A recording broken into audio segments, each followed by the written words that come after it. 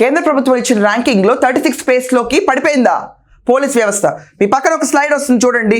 Integrity score out of 10 first ranking is Andhra Pradesh, 8 వచ్చింది దీనికి.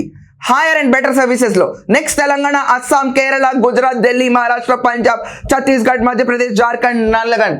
ఇది చూడండి ప్రతి ఒక్కళ్ళు చూసుకుంటే కనుక ఇంటిగ్రిటీ ర్యాంకింగ్ మీరు చూస్తున్న slide, Andhra Pradesh is number 1, it's scoring 8 out of 10. నువ్వు మాట్లాడుతున్నావు ఈరోజు ఎక్స్ఎమ్మెల్యేలు, ఎక్స్ మినిస్టర్లు, ఎక్స్ఐఎస్ ఆఫీసర్స్ అయితే ఎవరికి గొప్ప? మీ అందరిపైన కేసులు పెట్టకూడదా? అక్రమాలు చేసినా మాట్లాడకూడదా?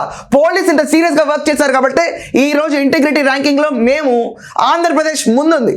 ఇదే 2019 నుంచి 2024 దాకా ర్యాంకింగ్ పెడితే చాలా బాధ వస్తుంది. రోజా భరించలేవు. ఫ్యాక్ట్స్ మాట్లాడదు. 36వ స్థానానికి పడిందా? చంద్రబాబు నాయుడు, లోకేష్ చెప్పినట్టు పోలీస్ వ్యవస్థ నడుస్తుందా? కాషాయ బట్టలు వేసుకుని నడుస్తున్నారా పోలీసు వాళ్ళు?